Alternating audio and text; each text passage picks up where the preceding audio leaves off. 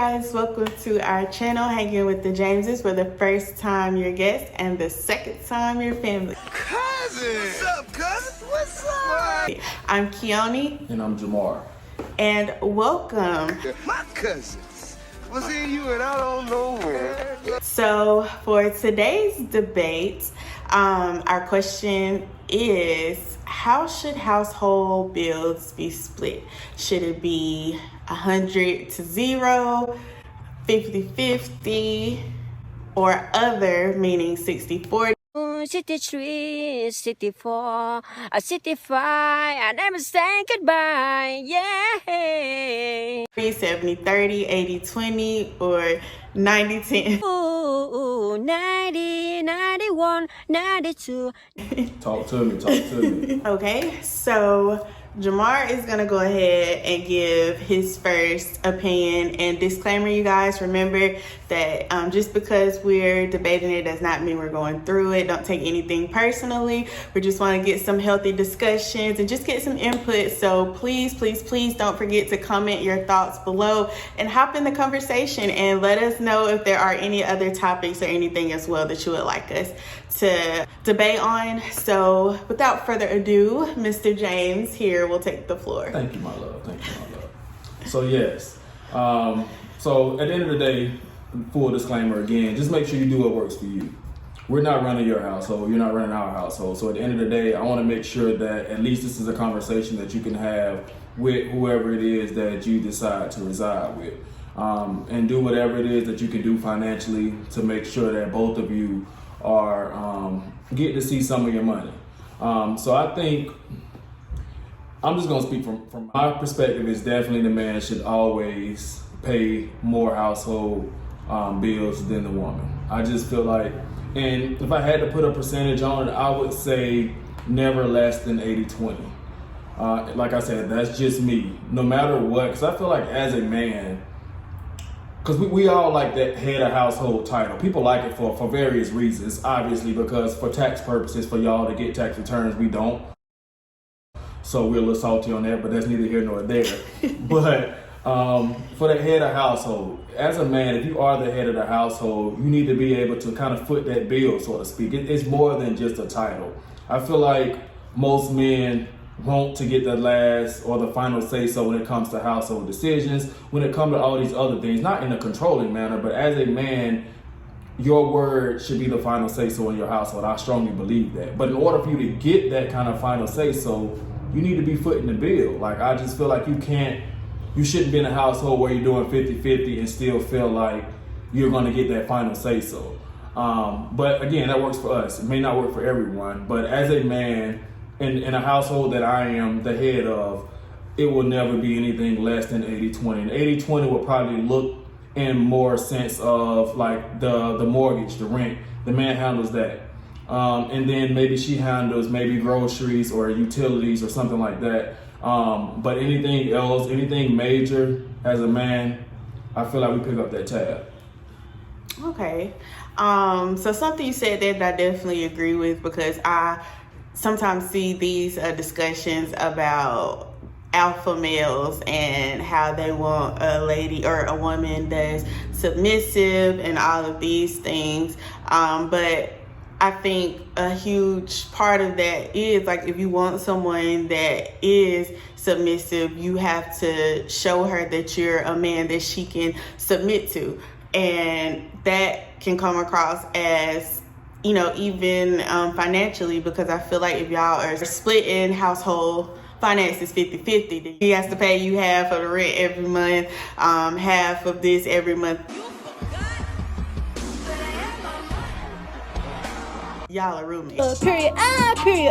And in that situation, I feel like I don't see how a male can still say that he's the alpha male, that he wants someone submissive when she's doing just as much, or if not more than he is, but yet he still wants the final say so.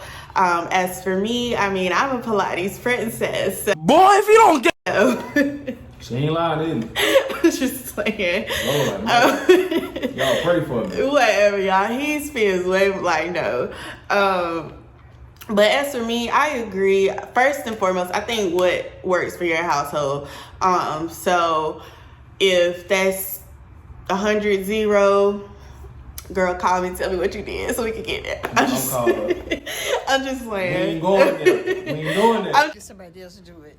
Just saying, because I do strongly believe, and I think this a lot of, especially black females who grew up in households with strong women, like without a father, like we were raised to not depend on a man. So this is a whole nother topic for a whole other video, but to shorten that, I was always raised to never like depend on the man 100%. So I don't even think, like, yes, I'm joking about the 100, 0, but I honestly don't think I would ever be comfortable in a scenario like that. So I definitely believe that the woman should be a helper to her mate, whether that's 80-20, 70-30, and there will be some months where she may have to give more because, that's her husband. If he's in a situation where, he needs help, then, you give more. And so I think ultimately, though, whatever works for your household, and if 50-50 works for your household, like, then it works. Because I think there are other factors that come into play as far as income. Like, if she makes more than him, like, is it still 80-20? Like, is it 80 that he still pays 80, or would you expect the woman to pay 80? So I think there are other factors that go into it other than just, okay, he's a male, he pays this much. So how do you feel about that? Yeah, I agree. It definitely comes down to who's bringing home what, as far as what the salary is and things like that. Because it's definitely unfair if he or she makes twice as much than her partner or spouse, whatever the case may be. Well, we're going to call it spouse because we're going to put that out there that, that you're going to be a husband, that you're going to be a wife. But if you make twice as much as your spouse, is it really feasible? It doesn't make the most sense for you to pay less, even though you could technically pay more. So I think you definitely need to make sure that the one that brings in the most income, figure out a way to lift that burden off of your partner, whatever that may be. And there may be a household where she is doing 60-40 in her favor, or she's paying the 60% or something like that. I mean, there's nothing wrong with that, fellas. Please don't think that makes you any less than a man because your wife makes more than you. If Keely makes more than me or whatever the case may be, I am okay with it. The more she in her bag, the least she in my bag. So trust me, I am okay. But a lot of men don't kind of see it that way because for a lot of men, it's a pride thing. Like as a man, if you can't financially support or provide for your family, some feel like you're less than a man. And that couldn't be further from the truth. Like it's more than running a household than just paying the bills. So men, don't ever feel like you're less than if you're in a situation where your spouse is making 2 or 3 times more than you or whatever the case may be. Yes, and I agree with that. I know like we're talking more so about financially, but I feel like another huge part of that is taking care of things around the house, especially if you have kids.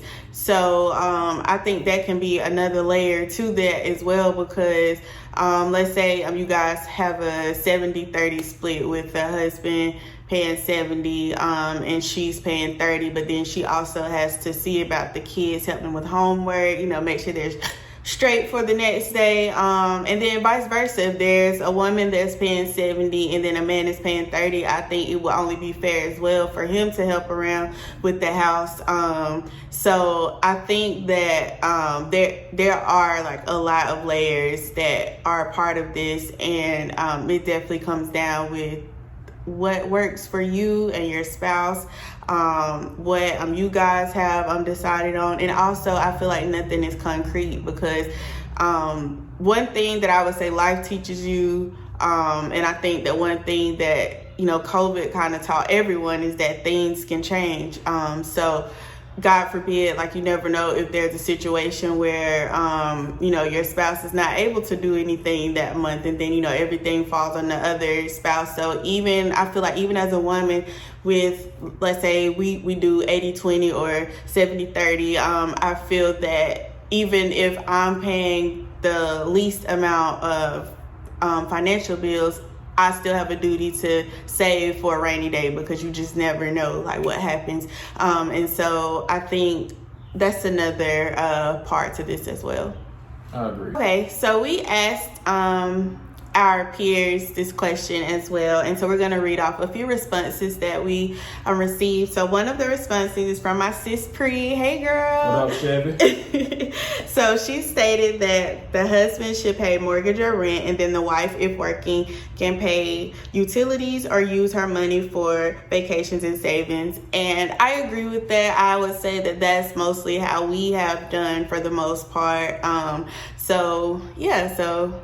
Yeah, shout out to you for that. I agree with that as well. And like Kiana was stating in a previous segment, like making sure that whoever is paying that lesser percentage is saving up for a rainy day, because it could hit the fan at any given point. So make sure that you both are not like spending a lot of money, and no one is really putting back for a rainy day. Right. Keone is the financially responsible one in our marriage. So Yes. I'm gonna tell you, I'm gonna spend it. Yeah. Spend it. Y'all, he think he's supposed to spend everything. Talk about saving for a rainy day. It rain every day. Yes. It's raining now. I'm gonna spend it. So luckily, Keone is the one that's like responsible and like, Yeah, hey, so we let's have not that do balance. this, let's not do that. Because I'm the type where, like, I can put back and just be like, you know what, we ain't got it. It ain't in a budget right now. Like, that's me. But he's the type, if he know it's saved, he think it's money to spend. And I'm just like, no. So I'm just like, send stuff to me that we have to get saved, because I'm the type, like, I'll eat sandwiches, cracker, tuna. Spend it and get it back. Yeah, and he just like, nah, like, we got it. I'm gonna get it back. I'm gonna turn my hustle up, because I just spent $1,500 on something I ain't even need. So let me turn my hustle up so I can get this money back. So I have another response here. Shout out to you, Danica, for this response.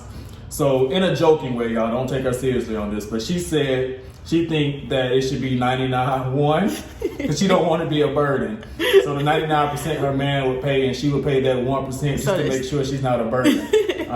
And I respect it. I love the honesty. Another Pilates princess. Yeah, so I don't know what Danica and Keone got going on with this 99-1, but we ain't going for it. I'm speaking for Danica, man, too. We ain't going for it. Also, so another response we got came from Chanda. Hey, girl. What up, fam? She said that she believes that the man takes on the bigger bills, such as house payment, for example, and the woman takes on the smaller bills and put household needs in the house. Then groceries and things with kids, she feels should be split. And so that's something that I guess we already kind of talked on too. So I definitely agree with that as well. And I think that's a great point that she has made. I agree. Then we have another one from Mariah.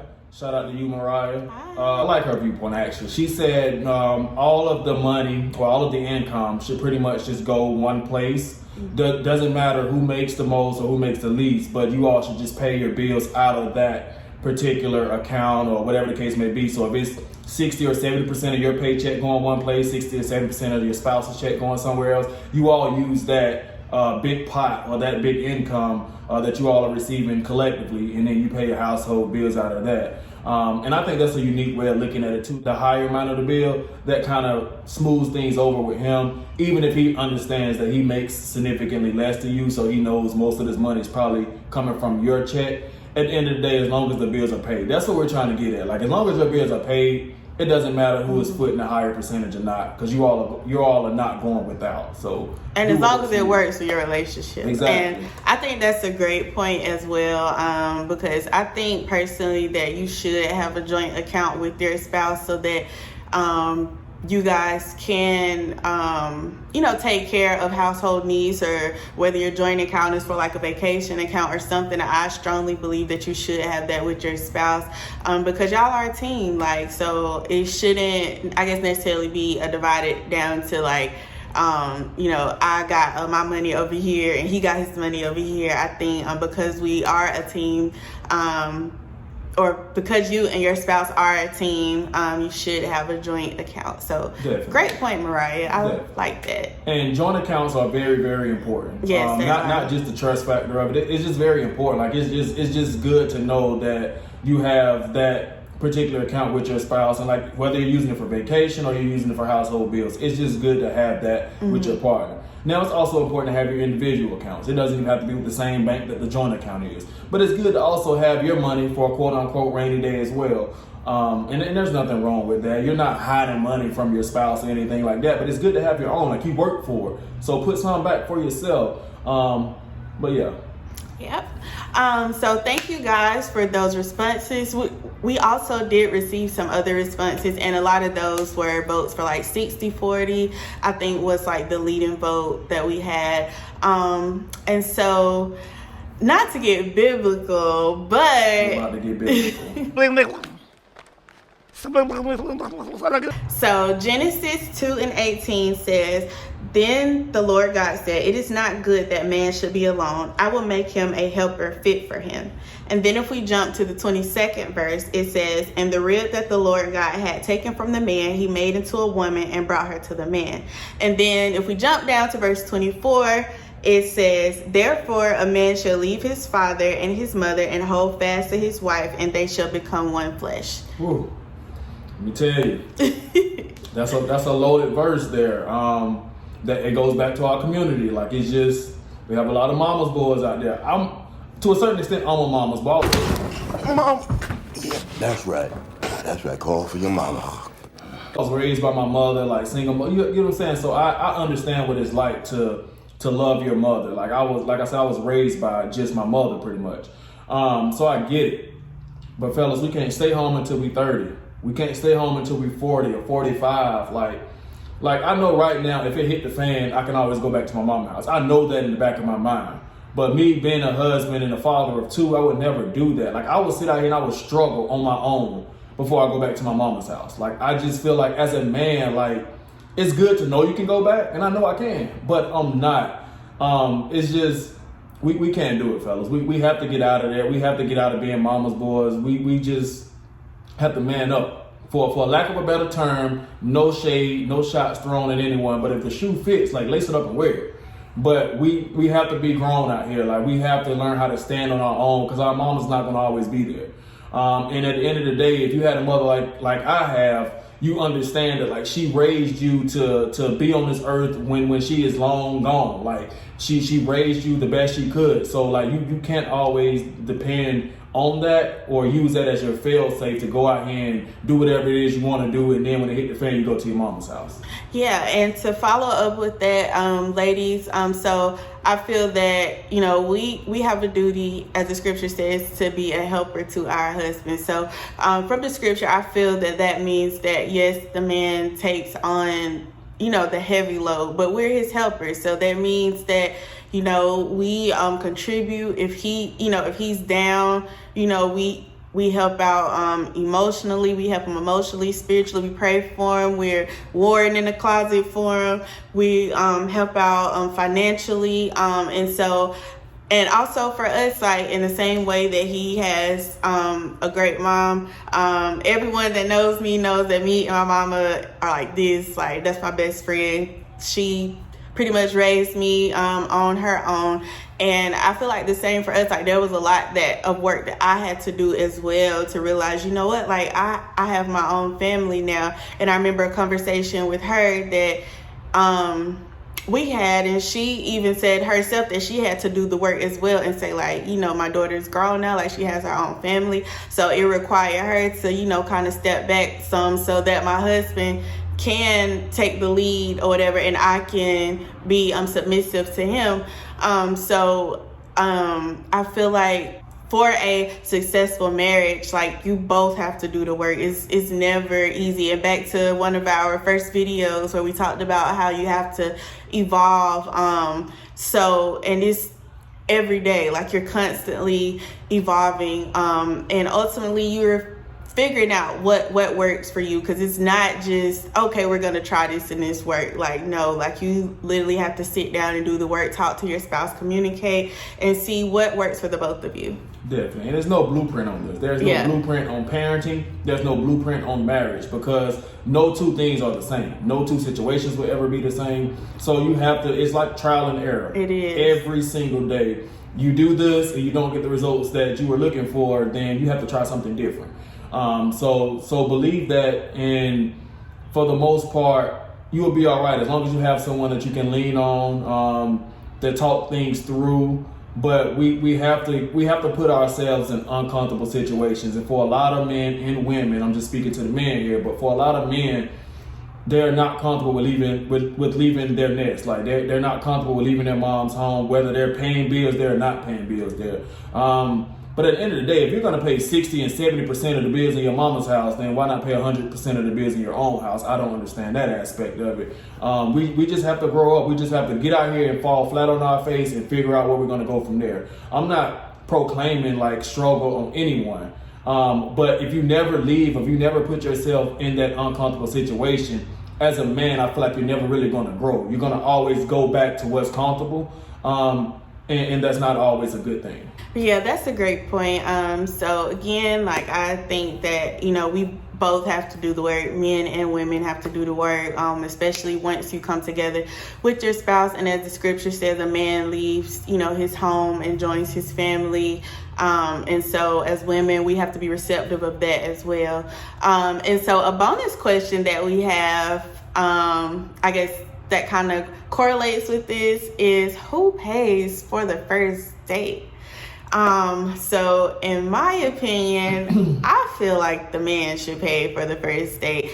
And I think that we did ask our peers, and I think that had the most votes that the man should pay for the first date. So yeah, how do you feel about that? Yeah, it was almost unanimous, to be quite honest with you. Okay, a whole bunch of Pilates princesses. But listen, I understand it. A lot of people were saying that it depends on who asks who out first. So if the woman asks the man out, then they're okay with paying if she asked him out, and vice versa. If he asks her out, then he pays.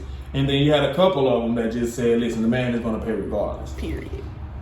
Listen.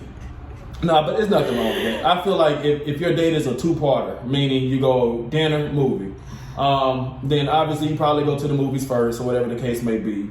If he covers the movie, then you should cover the dinner, and then he should cover the tip. I don't think anything is wrong with that, even if it's the first date. But I feel like even if you ask him out, like I feel like whoever asks who out shouldn't pay 100% of that first date. Because just like women don't want a broke man, we don't want a broke woman. Let's just call it what it is. We don't want leeches either way. But I feel like if she pays for the general admission for the movie, then you cover the snacks. If she pays for the dinner, you cover the tip. So nobody is really leeching off the other. And it's a first date. Like you don't get a second chance to make a first impression. So at the end of the day, if you take her to this 5-star restaurant and you'll bill $200-$300 because you're trying to make a great impression on her, knowing you can't foot a $200-$300 bill any other day of the week, now you're setting yourself up for failure because you done gave her this treatment and now you can't even maintain that lifestyle for her. So that's why I feel like you have to even it out. Like you have to let her know in the beginning, like, hey, we can figure this thing out. I know it's our first date, but I ain't gonna let you pay any more than I'm paying, and we can just split it that way, and we can figure out what we're gonna do from there.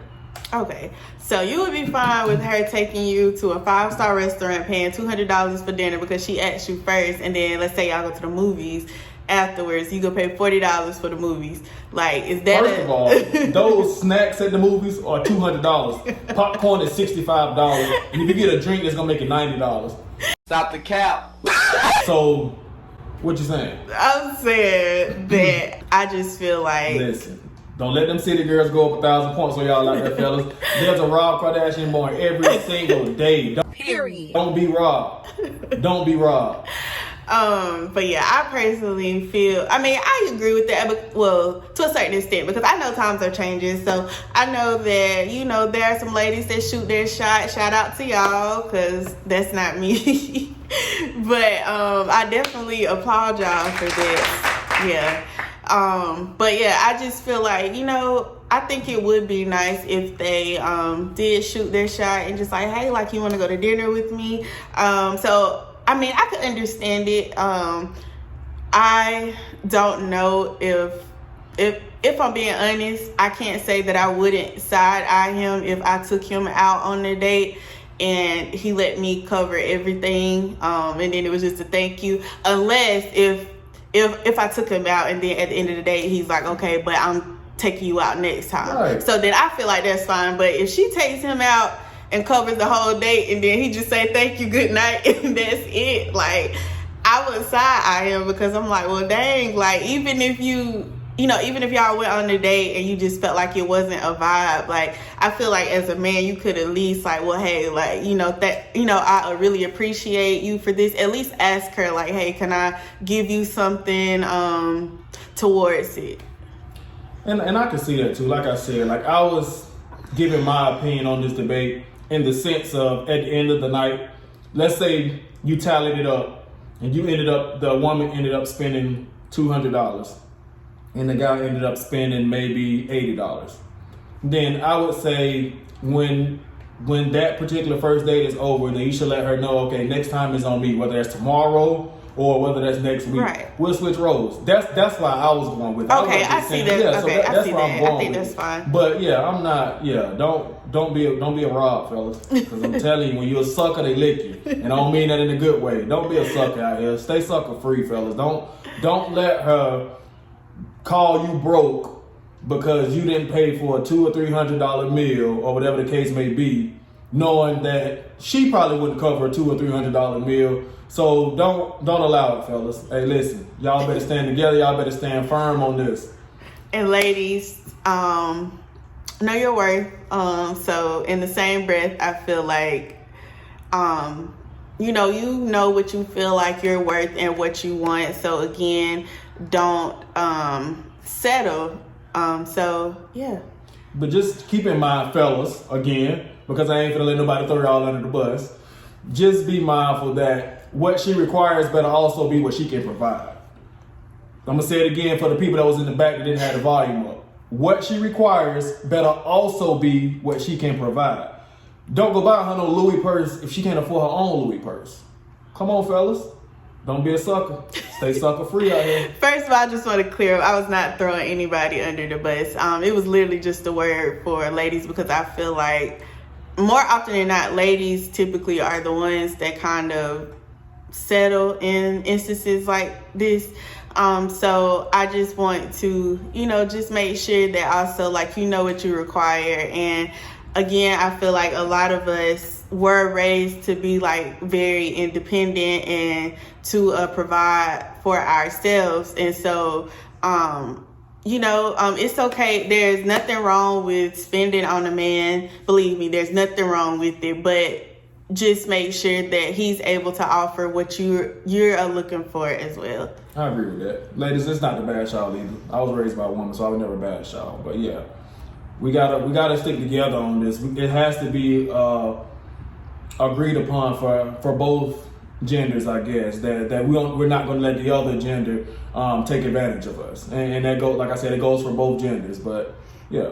And basically not tell you like or make you feel bad, because I would honestly, if I was dating a man and all he could afford was a $20 dinner or go get a 2 for $20 at Applebee's, like I'm fine with that because it's the thought that counts. Like, so don't let social media, especially y'all, social media is so fake. Like if y'all only knew the extent that influencers and stuff go to like post pictures in one place and they don't even eat or really spend the money. They just really do it for a photo op and post it on social media. So don't let a social media tell y'all that everybody's going on $1,000 dates, getting golden steaks with gold drizzle on top of it. Like, no, like that is not everyday life. So just do what works for y'all. And if y'all are happy and if it works for y'all relationship, stick with it and don't let the naysayers in or outside opinions affect what y'all have going on. All right, guys. So we want to thank y'all for hanging out with us today. Be sure to hop in the comments and let us know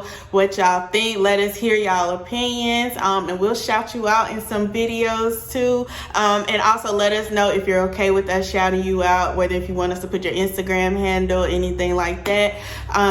Thank you so much for all of the support and all of the love. Definitely, we appreciate it. Our channel has pretty much been 2 weeks now, a little over 2 weeks, give or take, and we're almost at our first milestone, which will be 500 subscribers, and we could not do that without y'all. So thank y'all so much. We want to continue to bring y'all good content, but in order to do that, it has to be a dialogue between not just us but you all as well. Just that feedback. We're not going to agree on everything. That's the whole point of a debate. So if I said something that you were offended by, or if I said something that you disagree with, Let's talk about it.